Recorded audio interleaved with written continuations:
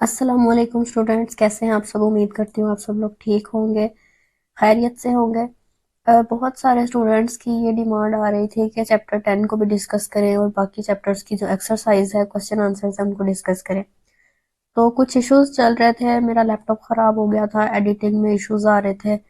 और उसके बाद अब जब मैं रिकॉर्डिंग करना चाह रही थी तो मेरी तबीयत ख़राब हो गई थी। आप लोगों को पता ही है कि मौसम कैसा चल रहा है, आजकल सर्दियाँ स्टार्ट हैं और स्मोक की वजह से गले ख़राब हो रहे हैं। आपको मेरी आवाज़ में भी चेंज लग रहा होगा, लेकिन आप लोगों की डिमांड भी थी और मैं जानती हूँ कि जो स्टूडेंट्स मेरे चैनल से स्टडी कर रहे हैं वो मेरी रिस्पॉन्सिबिलिटी है, वो मुझसे कुछ सीख रहे हैं और मैं आप लोगों का कोई नुकसान नहीं होने देना चाहती थी। इसलिए आज मैं हिम्मत करके फिर भी रिकॉर्डिंग कर रही हूँ ताकि आप लोगों का कोई नुकसान ना हो, आप लोगों को जो लेक्चर्स चाहिए वो आप लोगों को मिल जाए। तो अब आपका जो वक्त है उसको ज़ाया किए बिना हम पढ़ाते हैं। अगर आपको मेरे गले की वजह से थोड़ा इशू है तो प्लीज़ उसको इग्नोर कीजिएगा, मेरी आवाज़ को इग्नोर कीजिएगा, क्योंकि मैं चाहती हूँ कि आप लोग पढ़ें। आज का जो हमारा टॉपिक है वो है वोल्टेज एंड रेजिस्टेंस। ठीक है, इस टॉपिक में हम लोग पढ़ेंगे कि वोल्टेज क्या है। एक्चुअली हमारा ये जो चैप्टर है वो है इलेक्ट्रिसिटी एंड मैग्नेटिज्म के बारे में, और वोल्टेज और रेजिस्टेंस जो है ये क्या है, आज हम इसको डिस्कस करेंगे। The ability of an electrical source, battery और सेल, किसी भी कोई भी जो इलेक्ट्रिकल सोर्स है, इलेक्ट्रिकल सोर्स या तो बैटरी है या सेल है, ठीक है, उसकी जो एबिलिटी है to push the electric charge depends on its voltage. उसकी कौन सी एबिलिटी, इलेक्ट्रिक चार्ज को पुश करने की जो एबिलिटी है किसी भी इलेक्ट्रिकल सोर्स की, वो किस पे डिपेंड करती है, वोल्टेज पे, कि कितना वोल्टेज दिया जा रहा है। जितना ज्यादा वोल्टेज दिया जाएगा उतना ही वो तेजी से उसको पुश करेगी इलेक्ट्रिक चार्ज को। ठीक है, द वोल्टेज, इसको अंडरलाइन कर लें, the voltage of an electrical energy source is measure of its ability to push the charge in an electrical circuit. अब वोल्टेज जो है ये इलेक्ट्रिकल एनर्जी सोर्स में एक मेजर है, एबिलिटी है कि चार्ज जो है उसको कितनी ताकत से पुश किया जा रहा है सर्किट में। अगर वोल्टेज ज्यादा होगा तो उसको ज्यादा तेजी से पुश किया जाएगा, ये उसकी एबिलिटी होती है इलेक्ट्रिकल सोर्स की। ठीक है, it is measured in volts, voltage को हम वोल्ट्स में मेजर करते हैं और इसका जो सिंबल है वो वी है। ठीक है, a torch cell has 1.5 volts. अब एक टॉर्च का जो सेल होता है, ठीक है, जो घर में हम टॉर्च यूज करते हैं उसके सेल के अंदर 1.5 वोल्ट्स होते हैं, इसको अंडरलाइन कर ले। ठीक है, आप in order to increase the voltage of an electrical source, अगर हमें किसी भी इलेक्ट्रिकल सोर्स का वोल्टेज इंक्रीज करना है, बढ़ाना है, टू और more cells are connected one after the other in series, तो या दो से ज्यादा सेल्स जो है उनको हम आगे पीछे करके सीरीज में कनेक्ट करते हैं। फॉर एग्जाम्पल यहाँ पे हम देख रहे हैं 1.5 वोल्ट का बल्ब है ये, ठीक है, लेकिन यहाँ पे हमारे पास 4.5 वोल्ट का बल्ब है। ठीक है, इन दोनों में डिफरेंस क्या है, यहाँ पे एक सेल लगा हुआ है और यहाँ पे हमने दो या दो से ज्यादा, यहाँ पे तीन सेल्स को सीरीज में कनेक्ट कर दिया है। ठीक है, तो इससे क्या होगा, इसका वोल्टेज भी ज्यादा हो जाएगा। यहाँ पे 1.5 वोल्ट था और यहाँ पे क्या हुआ, 4.5 वोल्ट बल्ब हो गया। ठीक है, तो उसकी रोशनी भी ज्यादा होगी। जैसे जैसे वोल्ट कम होता जाएगा रोशनी कम होती जाएगी, वोल्ट ज्यादा होगा तो रोशनी भी ज्यादा होगी। ठीक हो गया।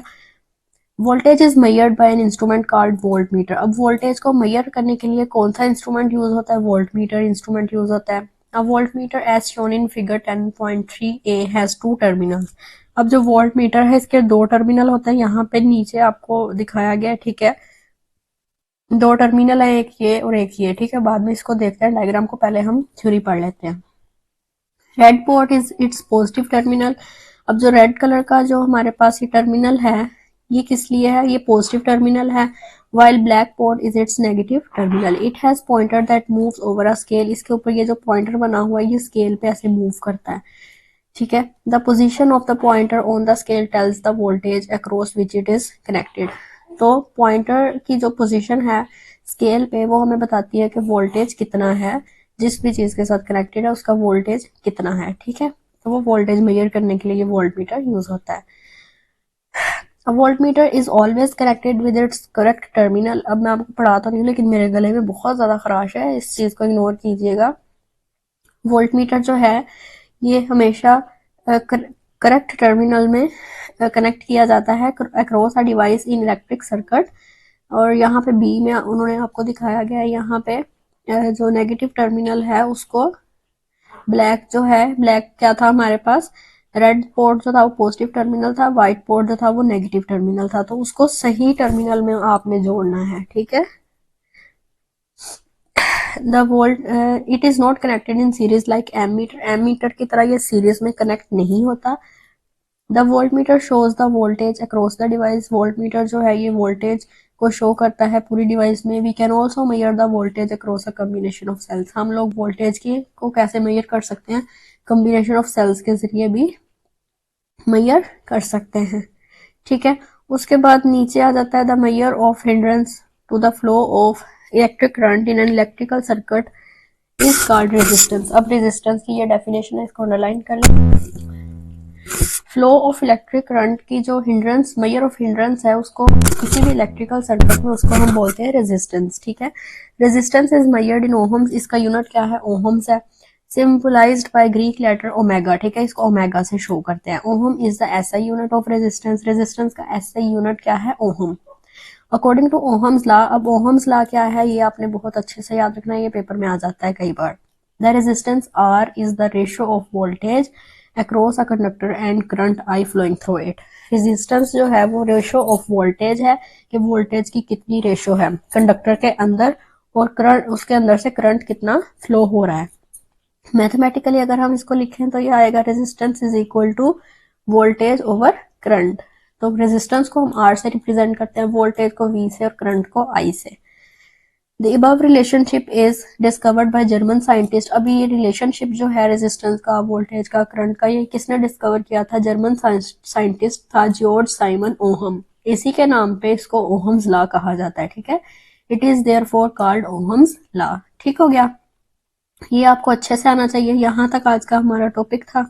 आई होप सो इसमें कोई कंफ्यूजन नहीं होगी। कोई क्वेश्चन आप मुझसे कमेंट करके पूछ सकते हैं। अगर आप मेरे चैनल पे न्यू है तो मेरे चैनल को सब्सक्राइब करना मत भूलें और पिछले चैप्टर्स की वीडियोस के लिए प्लेलिस्ट को ओपन करें। क्लास 8 साइंस, जनरल साइंस की प्लेलिस्ट मौजूद है, ठीक है, मेरे चैनल पे। पिछले तमाम लेक्चर्स आपको मिल जाएंगे। अल्लाह हाफिज।